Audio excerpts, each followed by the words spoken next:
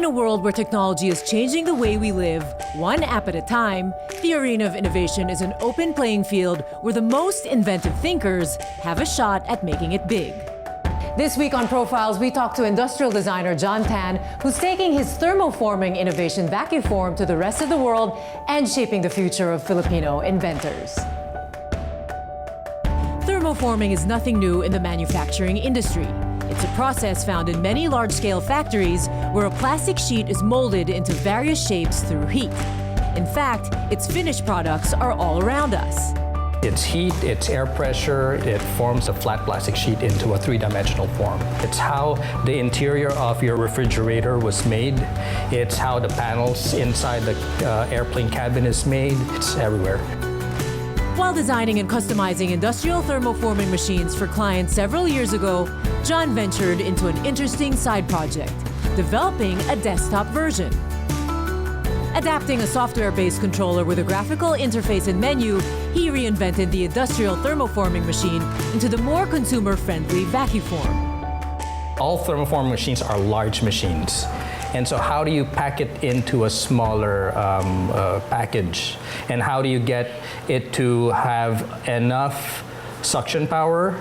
How do you design it so that electrically it's not pulling too much electricity power from your wall outlet, electricity that's available inside households. Mm-hmm. So if you're designing a machine for the household, it's all of these equations that you need to balance. Vaquform is the world's first digital desktop vacuum former. Once he had made the prototype, John realized he'd stumbled upon a breakthrough, but it wasn't easy to get it off the ground. When you are thinking of launching a product on a global stage, then that requires so much more funding. You have to overcome this anonymity. It's partly a money thing because in order to talk about your product, in order to launch it, you need to market it, and It involves money. When Vaquform was launched on the crowdfunding site Kickstarter, it became clear that the desktop thermoformer had the potential to be a commercial success. Today, with orders coming in, Vaquform is gearing up to go global with full-scale production for its first 500 units. At their headquarters, John showed me just how user-friendly it is. Basically, the Vaquform it warms up, it softens the piece of plastic. You just select what kind of plastic, what thickness, and then press start. That's basically it. In a production setting, you have an engineer who's watching the plastic, who's familiar with the quirks of the particular model that they have in the factory. With this, what we try to do is, have all of that guesswork built into the software so that it's already taking care of everything for you. Okay. Just load up the sheet. What are you doing? You're just choosing. We're just choosing the material, and then we're setting the thickness. This is 1 millimeter, and then we press start. This is molded from an actual skull. You can also be an engineer working on a product, and and you want to build a housing for your electronic gadget, or you can put it there. What it's doing right now, it's preheating.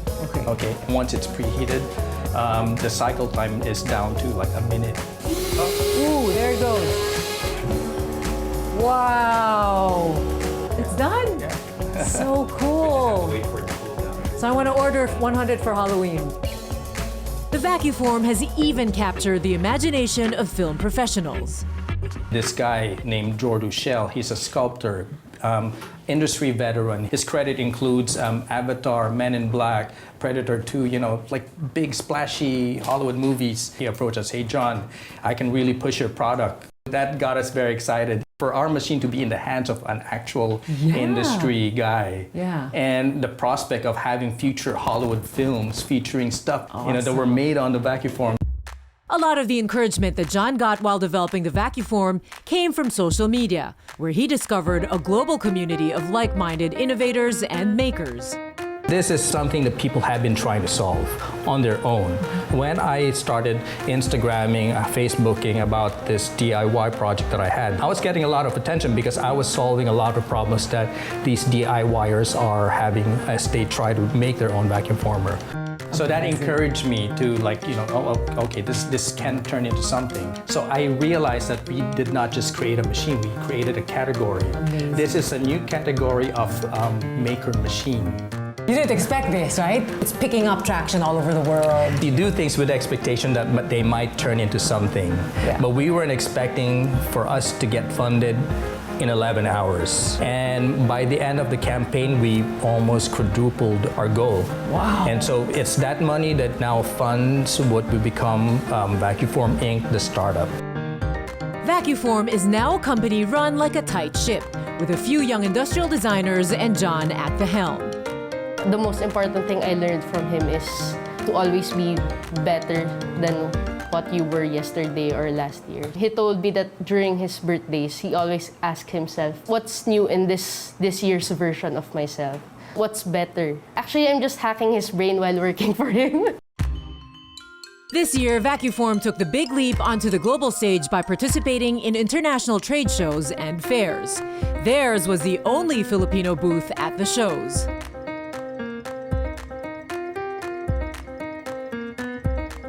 We are traveling for the first time as a team, and then seeing all of these other companies. It's just very exciting for us to be part of that, and to be the only Filipino, as far as we can tell, that was there, and just to be showcasing your stuff beside other startups, the big names like Samsung, and we are there, Filipino company, in the midst of all of that chaos, showcasing our tiny little things. And this is the first in the world too, the Vaquform desktop. It's the first digital vacuum former, so very proud to be part of that, With vacuum forming, it's like nothing's happening and then bam, it's like magic. Wow. And you always get this reaction from people, it's like, wow. And then finally the question is, how much is one? And then we say $1,000. That's it? That's it, so people expect to pay more for this. You're immersed in so much innovative energy. What do you usually take away from there? Any realizations, insights? Going there to see other startups approach us and then recognize what we have accomplished. Because these are engineers, these are tech specialists. Some of them already know what the vacuum former is. And to see it in this size, a great compliment that we get is it looks like it's something Apple designed, so that's a nice thing to hear. For people to say that is such a honor. While the Vaquform inspires awe outside our shores, it inspires Filipino pride back home. Something John only imagined back when he was a child tinkering with his toys.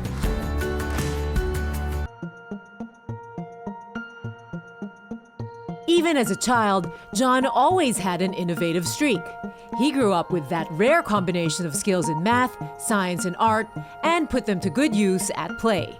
I love motors and gears when I was a kid. I would collect styrofoam packaging because I would make boats, planes, and I would take the motors from my RC car or whatever, and try to use the same electronics for something cooler. They call me the destroyer because I would take apart toys and figure out how they work and try to put things back together, hoping that they would still work. But most of the time it didn't. How did your parents encourage this habit or behavior?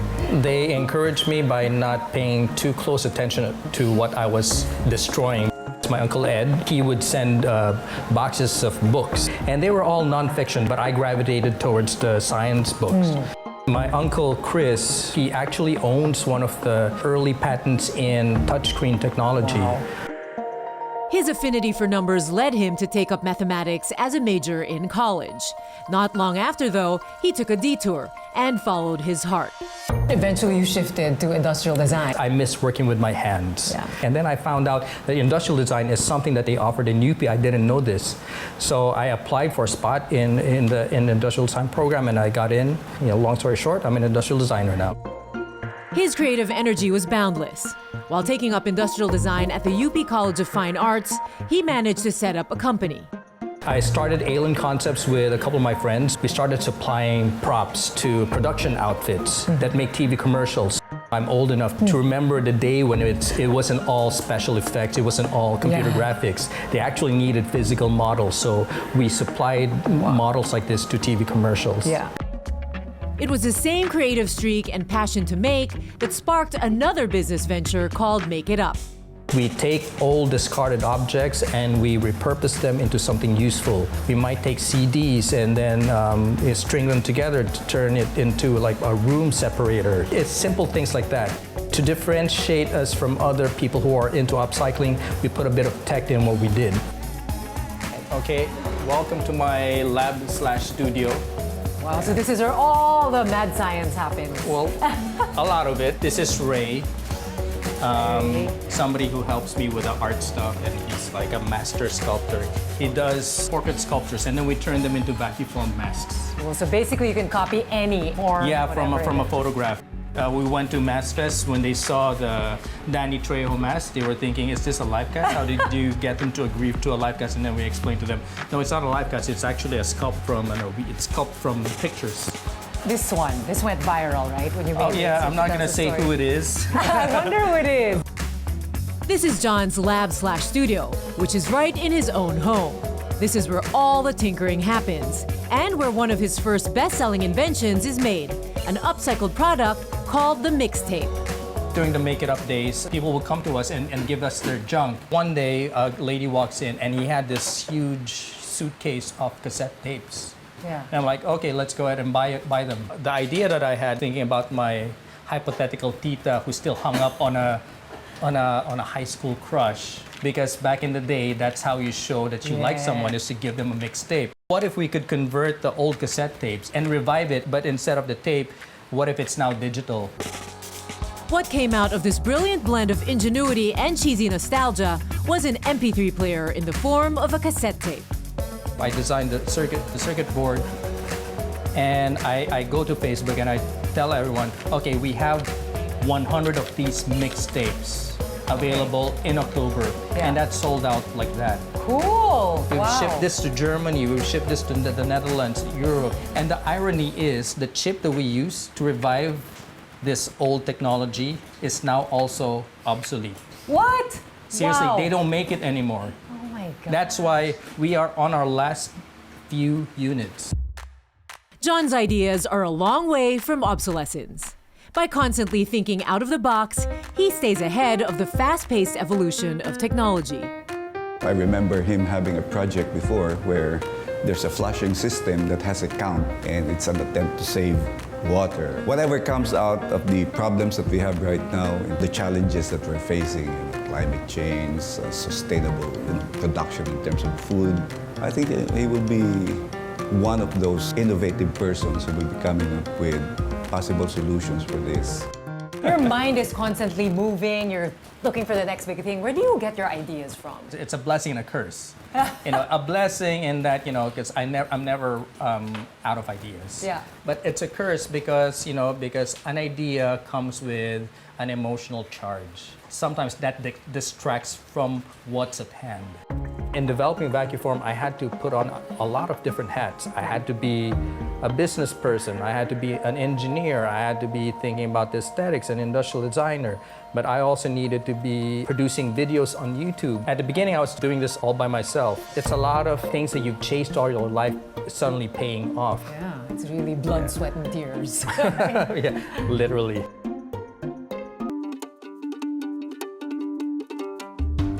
Vaquform may be on its way to an exciting future, but for John, the process of innovation never stops. By tapping into a new technology category, he sees the potential of continuously improving and evolving this new desktop technology. What's next for you? What are other exciting things to look forward to? It'll be doing other things for Vaquform, basically. Our users, they'll be needing other things besides the vacuum former. So we want to be there for them. You're also looking very much into green or sustainable innovation, right? Yes, there's a lot of waste created. Realizing we might potentially putting out a technology that can generate more waste. We will eventually invest in green plastics. For instance, talking with UP Materials Engineering to develop plastics that are safe for the environment. While he's opening doors for sustainable enterprises, he's also opening up opportunities to local makers and entrepreneurs. If you look at the price of a machine, it's very affordable. And it pays for itself because we designed it to be a business machine. There might be an artist out there who's designing this and that. You can use the Vaquform to make your work go faster. We can help an interior designer. With our Vaquform molds, you can make concrete pavers and tiles that are customized to the interior, and that's all possible with Vaquform. Basically, we can make anything. His journey as Vaquform's maker is an experience he wants to share with other aspiring local innovators. He's discovered that Filipinos can make an impact in the global playing field and hopes to spur a thriving community of local innovators. It's great that you're really trying to, just encourage this culture of innovation. When you're an inventor or a maker in the Philippines, what is the situation like? What is the environment like? A lot of Filipino inventors don't know about other Filipino inventors because we're all introverts and we're like hiding inside our caves. That becomes a problem because we actually do have a government who has funds available. They want to fund these projects. It's just that the people who need it and the people who want to give it aren't meeting. That's a problem. That's a basic problem. Before Vaquform took up most of his time, John was a professor of industrial design at the University of the Philippines, generously passing on valuable knowledge and skills to a new generation of innovators. I feel that a lot of Filipinos are very protective. They don't want to share for fear of their idea to get stolen. It's a fear that we shouldn't be too concerned about, I think. One thing that I learned of being out there and showing my stuff to the world is, I've never been afraid to show, how things work. They're not going to steal their idea because they're busy with their own ideas. Yeah. I think generosity, the spirit of sharing your ideas with other people is something that can spark a revolution. And this culture can really move the country forward, right? I think so. There needs to be more openness, I think. Yeah. I've always looked up to John as a role model. There are many things I've learned from John. Be curious, persevere. If you have an idea, go for it. Focus, work fast, and don't give up. Do you see a lot of potential for local innovators, makers? I do see a lot of potential. I think in the coming years we'll see it coming together and bearing fruit.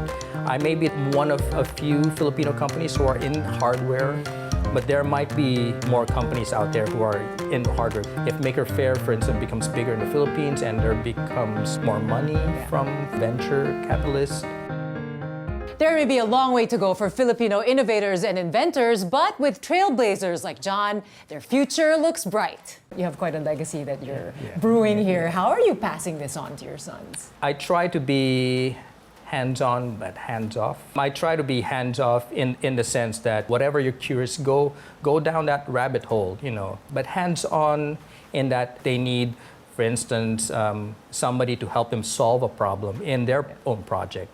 Then I'm hands-on. Picking up personal lessons from his past, he knows that breeding brilliance at home entails an openness and tolerance for individuality. I think we need to be more open to people who are following their own path. When somebody's doing something different, the neighbors are like, what are you doing? Ano yan? Ano yung ginagawa mo? Anong kalokohan yan? Anong kalokohan yan? There's judgment, there's negativity. There's negativity, and we don't need this. I hope that parents aren't stifled by their own lack of imagination. Go ahead. It's gonna be a new world. They're gonna be fine. It really is a fine, new, hopeful world with brilliant experts like John on a quest to improve technology and find new tools or solutions to our mounting challenges. It's truly uplifting and empowering to be amongst this gathering of fascinating, passionate, curious people, led by John, who love learning and sharing what they do. They embody the true spirit of exploration. John's story reminds us of how the pursuit and celebration of invention, creativity, and curiosity can move us forward and build a better world.